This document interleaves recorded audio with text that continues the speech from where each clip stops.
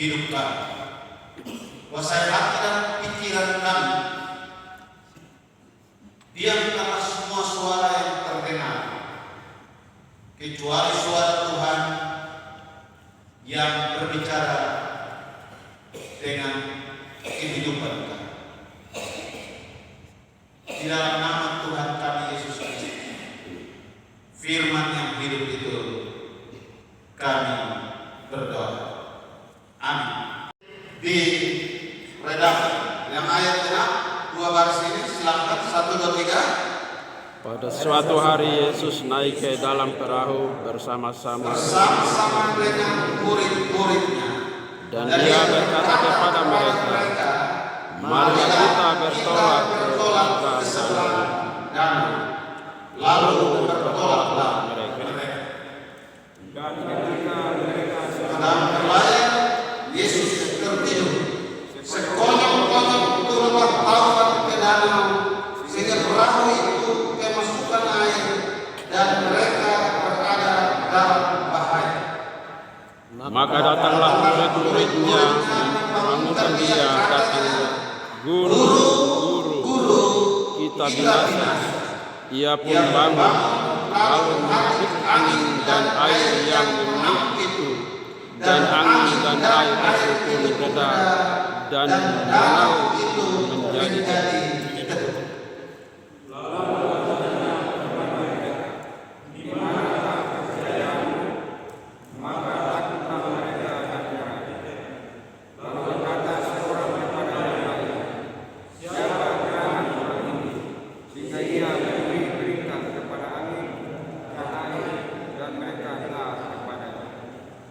Demikian firman Tuhan. Saya kira kita semua pernah membaca kisah ini. Pernahkah kita berlayar ke satu pulau, apakah dengan perahu atau mendayung sampah atau dengan kapal laut, dan diterjang oleh gelombang dan angin yang ganas? Pernah?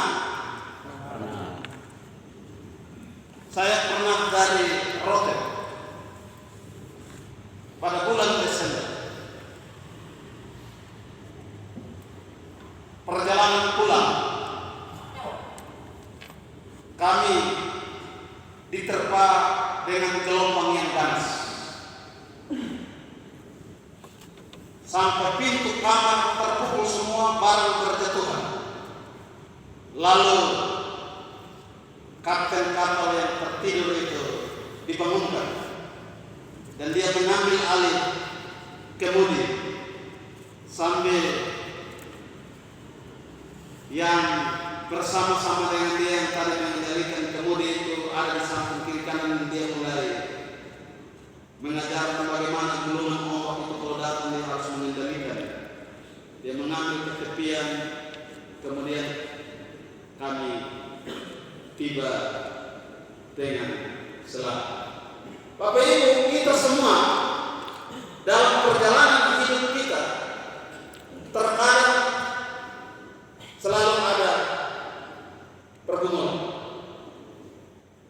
Teks bacaan ini mengingatkan kepada kita paling tidak beberapa poin penting. Yang pertama, bahwa hidup sebagai orang-orang percaya bukanlah kehidupan yang bebas dari masalah. Sebagai orang muda, sebagai orang tua, sebagai perempuan, sebagai bapak-bapak, perjalanan hidup kita bukanlah perjalanan yang bebas dari tantangan, yang bebas dari masalah. Masalah bisa datang kapan saja. Bisa saja masalah itu datang kita ketahui, tapi juga ada masalah yang terkadang datang tanpa kita sendiri ketahui.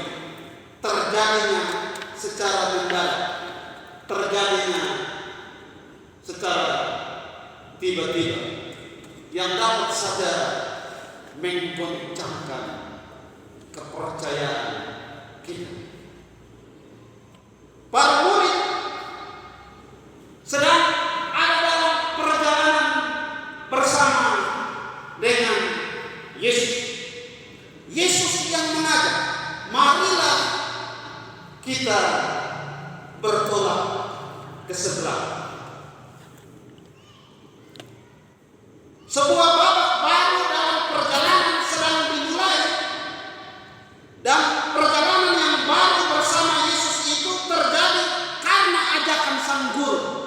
Marilah kita bertolak ke seberang. Ada sebuah babak yang baru yang mereka harus tempuh ke seberang sana bersama Sang Guru.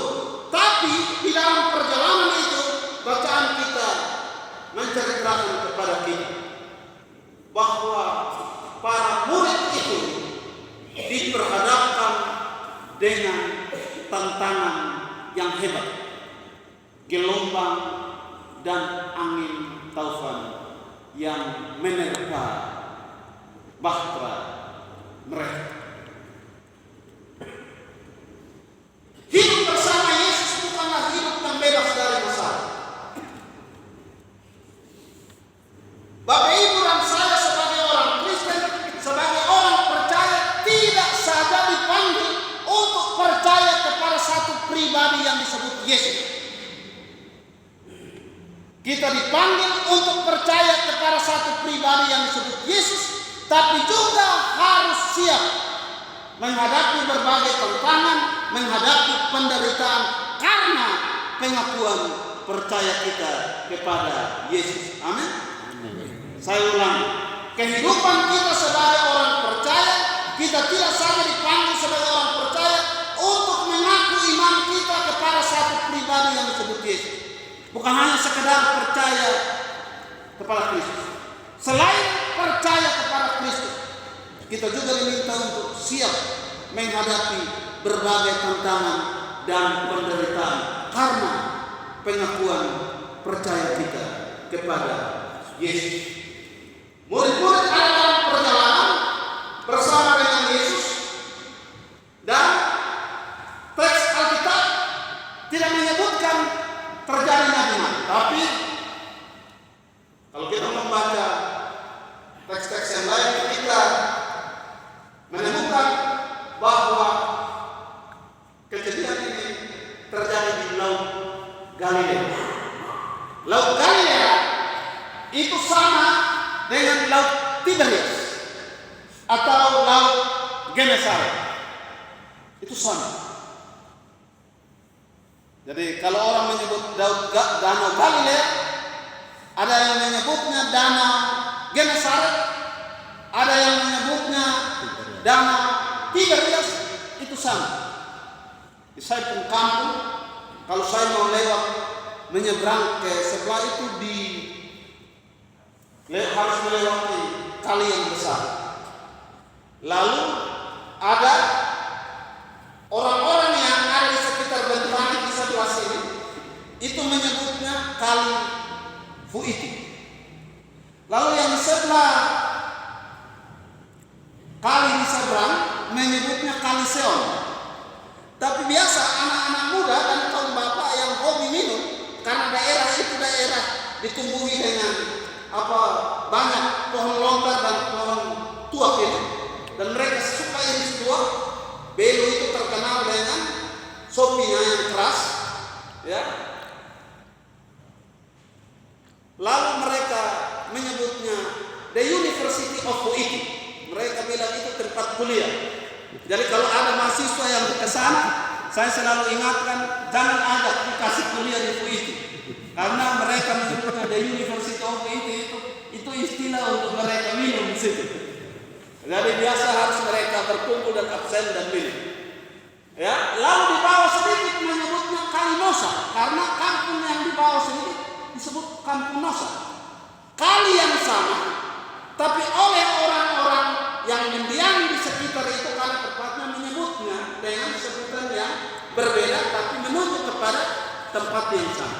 Di teks Alkitab kita menemukan Laut Galilea sering disebut juga Danau Tiberias atau Genesaret, dan dalam Perjanjian Lama di Bilangan dan Yosua itu menyebutnya Danau Kineret dan Kineret. Beda satu huruf. Ya, ada yang menyebutnya Kineret, ada yang menyebutnya Kineret. Itu Perjanjian Lama. Ya. Kejadiannya terjadi di situ. Sayangnya teks Alkitab mencatat di sana ketika peristiwa itu datang, Yesus tertidur. Dia yang mengajak para murid untuk berjalan bersama ketika gelombang dan angin taufan menerpa yang menyebabkan mereka begitu ketakutan. Teks Alkitab mencatat Yesus tertidur. Ada dua kemungkinan. Yesus begitu lelah karena ia baru saja dari satu perkampungan ke perkampungan yang lain. Padatnya jadwal pelayanan membuat ia lelah. Dan sebagai seorang anak Allah yang juga melekat di dalam dirinya kemanusiaan, sebagai seorang manusia, dia lelah dan dia tertidur. Tapi yang kedua, dia tertidur sebagai batu ujian iman kepada para murid, membiarkan para murid itu diterpa oleh gelombang dan angin taufan untuk membuktikan kepada para murid sampai seberapa jauh para murid sadar bahwa ada Yesus bersama dengan mereka. Sebagai batu ujian iman kepada para murid, apakah para murid ketika diterpa oleh gelombang, oleh tantangan, mereka sadar tidak bahwa ada Tuhan yang sedang menemani mereka di perjalanan itu? Itu beberapa kemungkinan penafsiran terjadi. Nah, dalam dunia orang Yahudi, laut itu tempat berdiamnya roh-roh jahat. Itu dalam dunia orang Yahudi. Laut atau danau itu tempat kediaman roh-roh jahat. Ya, dan karena itu kalau Yesus pergi bersama para murid, lalu gelombang dan angin taufan menerpa, pertanda roh-roh jahat itu sedang mendemonstrasikan kekuasaan, mau memperlihatkan bahwa kami ini penguasa laut, kami ini penguasa alam raya. Ya, bahasa Yunani yang dipakai itu seismos, artinya gempa bumi. Jadi dahsyatnya gelombang itu, kata yang dipakai seismos menunjukkan bahwa ada semacam gempa bumi yang dahsyat yang menyebabkan gelombang yang dahsyat. Seismos, ya. Tapi kalau kita memahaminya dari sudut pandang dunia orang Yahudi, di mana laut sebagai tempat kediaman roh-roh jahat, maka ketika gelombang dan angin taufan yang ganas itu menampakkan bahwa kuasa iblis sedang mendemonstrasikan kuasanya untuk memperlihatkan kepada Yesus dan para murid, kami ini penguasa dari lautan. Tapi apa yang terjadi Bapak Ibu? Nanti kita akan lihat perkembangan sana. Tapi Bapak Ibu, danau atau laut sebagai tempat berdiamnya roh jahat ini juga ada di dalam dunia orang awam. Bapak Pendeta Dr. Benjamin Fobia dalam tulisannya Yesus dan Badai Laut, Yesus dan Badai Laut, menceritakan tentang pengalaman perkunjungannya dari Kalabahi menuju ke pantai. Baru saja naik perahu, lalu tiba-tiba dia melihat ada begitu banyak manusia yang berjejeran di sana dengan obor yang menyala. Lalu sepoi-sepoi membuat dingin yang agak lain, membuat merinding. Dan dia lihat begitu perempuan laki-laki berjejer dengan memakai obor. Lalu Pak Fobia berdiri dan berkata, "Loh, kita baru saja berlayar sudah mau sampai." Kemudian oleh pemilik perahu bilang, "Bapak, duduk dan tenang. Penguasa laut sedang lewat." Dan dia duduk. Pengalaman itu dia ceritakan dalam tulisannya Yesus dan Badai Laut. Kemudian dia pulang. Pengalaman yang sama terjadi. Pulang dari Pantar ke Kalabahi. Baru saja naik perahu. Lalu berjalan mungkin sekitar 15 menit. Tiba-tiba di tengah lautan itu kelihatan bola salju yang besar di tengah laut. Bola salju yang sangat besar. Lalu beliau merasa terkejut, bangun dan berkata, "Apa itu?" Pemilik perahu, "Bapak, duduk, karena penguasa laut sedang lewat." Pemahaman orang Yahudi jatuh sama dengan pemahaman orang lain. Danau atau lautan dipandang sebagai tempat penguasa roh-roh jahat. Dan karena itu, ketika Yesus dan para murid berlayar, mereka mau perlihatkan mereka kekuasaan, mau perlihatkan kuasa, mendemonstrasikan kekuasaan bahwa kami sedang menguasai laut. Tetapi Bapak Ibu saudara-saudara, Tuhan menghargai itu. Yesus menjadikan laut itu menjadi tenang untuk menunjukkan bahwa sebenarnya Tuhan juga adalah penguasa, bukan saja di darat, tapi dia berkuasa atas alam semesta ini. Yesus ingin menunjukkan bahwa kuasa-kuasa roh-roh jahat itu takluk di bawah kekuasaan Yesus. Dan karena itu laut itu menjadi tenang teduh sekali sebagai pertanda betapa dia Yesus yang berkuasa atas alam raya. Ya, Bapak Ibu, itu poin pertama. Poin yang kedua, kunci keluar dari masalah adalah datang dan berseru kepada Yesus.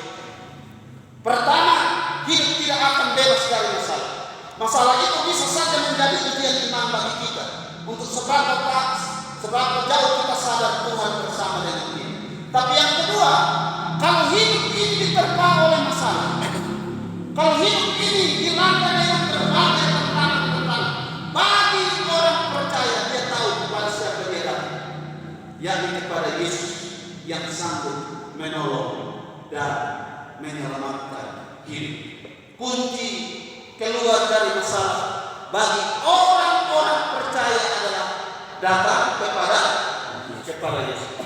Perhatikan baik-baik dalam bacaan itu. Apa yang dilakukan para murid ketika mereka dilanda dengan gelombang dan angin taufan yang hendak menenggelamkan mereka. Yesus, tolonglah kita binasa. Mereka tahu alamat yang tepat dan benar untuk mereka datang di tengah-tengah tantangan hidup yang membinasakan adalah pada satu pribadi, nama Yesus. Nama itu dipanggil karena mereka percaya nama itu yang sanggup menolong dan menyelamatkan. Kisah Rasul bilang di bawah kolom langit ini tidak ada nama lain yang dapat menyelamatkan selain nama Tuhan kita Yesus Kristus. Di tengah-tengah tantangan itu para murid tahu kepada siapa mereka datang, yang kepada Yesus.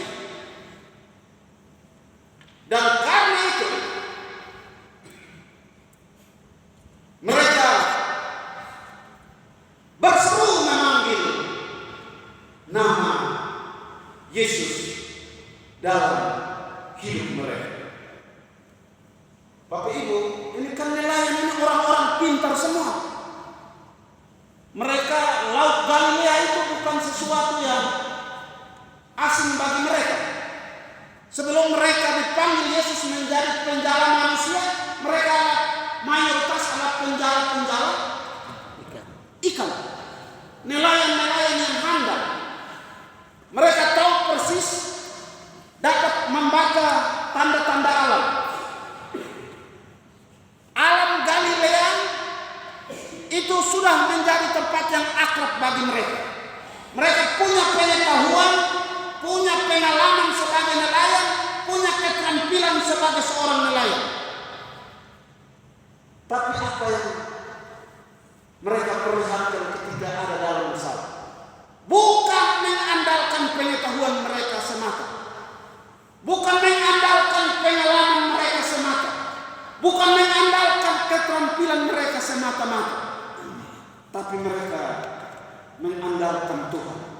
Berseru dan memanggil nama Yesus. Itu tidak berarti bahwa pengalaman itu tidak penting, pengetahuan itu tidak penting, keterampilan itu tidak penting. Penting. Pengalaman, pengetahuan, keterampilan yang kita miliki itu penting. Tapi di tengah-tengah tantangan dan masalah, hal utama, yang terutama, yang mesti kita ingat adalah berseru dan memanggil nama Yesus. Tidak boleh sekedar mengandalkan pengetahuan kita, tidak sekedar mengandalkan pengalaman kita, tidak sekedar mengandalkan keterampilan kita. Kita tahu kepada siapa kita datang di tengah-tengah tantangan dan masalah kehidupan, yakni kepada Yesus yang sanggup menolong dan menyelamatkan kita.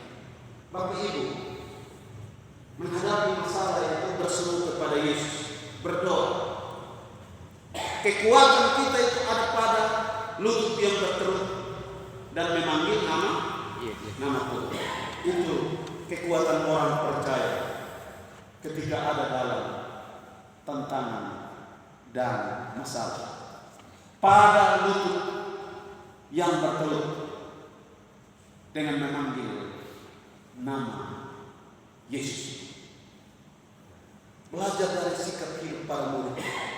Meskipun mereka punya pengalaman, pengetahuan dan keterampilan, mereka tidak mengandalkan itu semata-mata.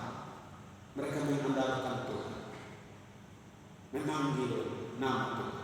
Jangan menganggap remeh kehidupan doa. Kekuatan orang percaya menghadapi beratnya tantangan hidup ada pada lutut yang bertelut dan memanggil nama Yesus. Ini unta.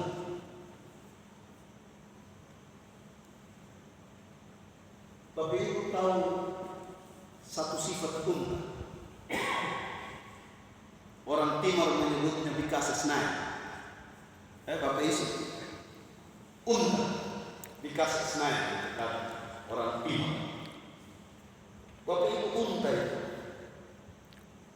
kalau pagi hari dia lihat tuannya membuka pintu, unta langsung bertelut. Lalu tuannya meletakkan beban di pundaknya. Dan sepanjang hari dia akan berjalan mengikuti tuannya kemana tuannya pergi, dengan memikul beban yang ada di pundak. Menjelang malam hari, ketika tiba di tempat tujuan, unta bertelut di hadapan Tuhan, dan sang Tuhan menurunkan beban itu dari pundaknya. Di pagi hari ia berlutut di hadapan Tuannya, dan Tuannya meletakkan beban dan dia berjalan sepanjang hari mengikuti apa kemauan Tuannya pergi. Tiba malam hari ia berlutut di hadapan Tuannya, dan sang Tuan itu datang mengambil beban itu dari punah. Doa haruslah menjadi kunci untuk membuka hari dan kunci untuk menutup hari, supaya biarlah kita berjalan sepanjang hari dengan beban-beban hidup dalam tuntunan Tuhan. Dan apabila malam hari, biarlah kita berdoa Tuhan menurunkan seluruh beban-beban hidup kita sepanjang hari, supaya jangan tidur dengan beban. Tuhan turunkan ini. Doa harus menjadi kunci membuka hari dan kunci untuk menutup hari. Bapak Ibu, penelitian menunjukkan bahwa banyak orang percaya itu hanya membutuhkan Tuhan di alam batas ketidakberdayaan.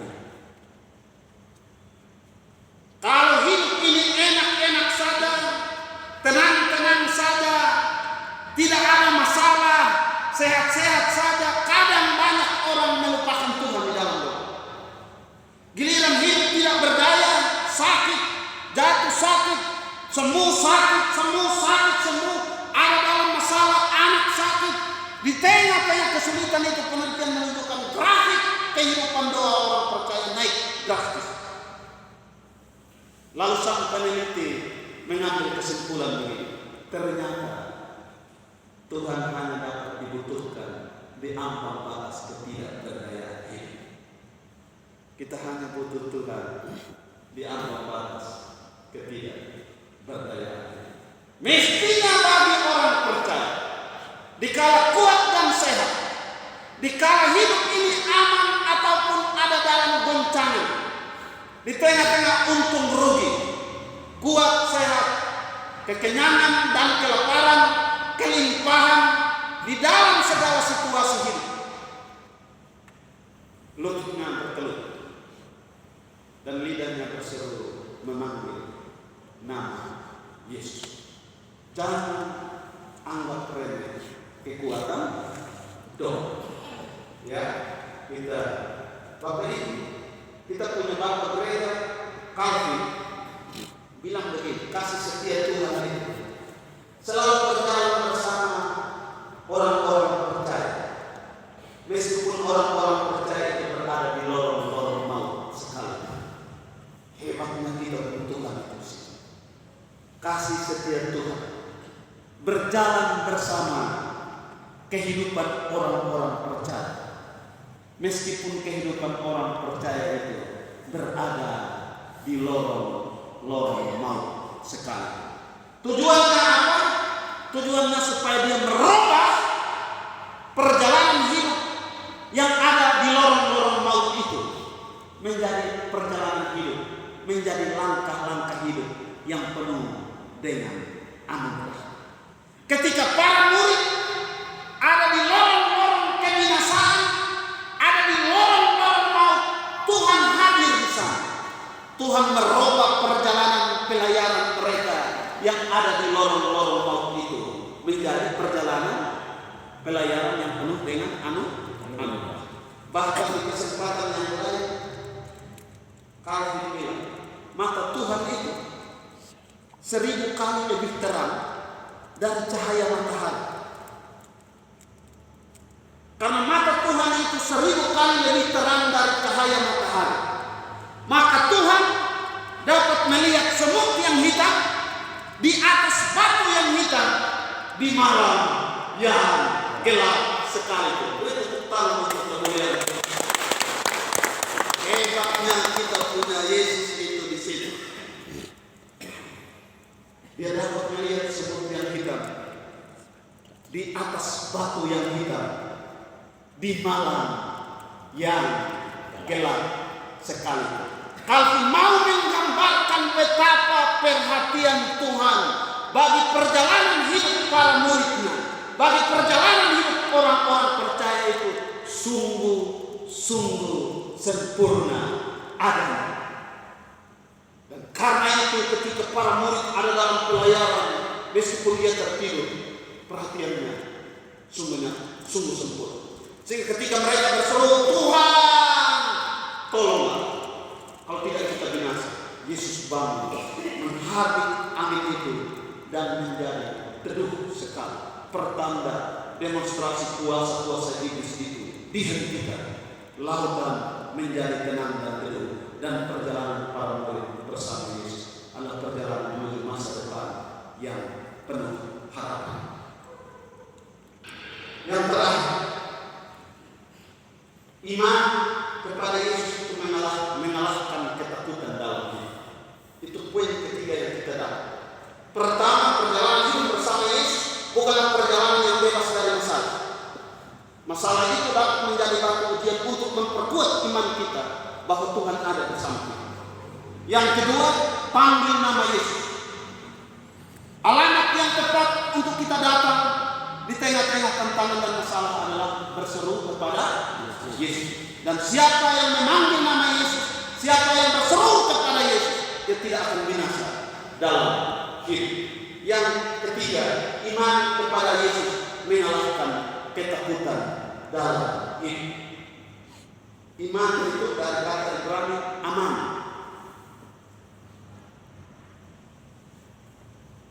Tenang di tengah-tengah ketidaktenangan hidup. Merasa aman di tengah-tengah ketidakamanan hidup. Dunia boleh bergoncang, dia tetap tenang. Perubahan boleh terjadi, dia kokoh karena dia tahu siapa penolong bagi dia, yakni Yesus. Ya, iman mengalahkan ketakutan dalam. Perhatikan baik-baik, sumber ketakutan para murid ada di mana? Hai kamu yang kurang percaya. Itu versi bacaan Matius bilang. Hai kamu yang kurang. Di manakah kepercayaan? Jadi sumber ketakutan para murid bukan ada pada gelombang, bukan karena lautan itu, bukan karena angin taufan itu, bukan karena sesuatu yang datang dari luar berupa gelombang dan angin taufan itu yang menakutkan mereka. Tapi Yesus mengungkapkan rahasia ketakutan para murid. Kamu yang kurang percaya. Kamu yang kurang percaya. Yesus mau katakan, kalau saja kamu punya iman, kamu percaya kepadaku, seberat dan sebesar apapun tantangan yang datang dari luar, tidak akan menakutkan kamu. Kalau di dalam itu beres, percayamu itu. Nah, Yesus di kemudian hari beberapa tempat kan Yesus bilang, kalau imanmu itu sebesar biji sesawi, engkau dapat berkata, gunung ini berangkat dari tempat ini, gunung ini dapat berpindah. Karena tidak ada perkara yang mustahil. Yesus berbicara tentang iman. Maka bereskan dulu di dalam diri kita iman yang kokoh bersama dengan Tuhan. Maka ketakutan tidak akan menerpa kita, karena kita beriman sungguh bahwa dalam segala situasi hidup, dalam segala tantangan-tantangan, Tuhan bersama kita. Dan kalau Tuhan bersama kehidupan orang percaya, di dalam Tuhan selalu ada masa depan. Amin.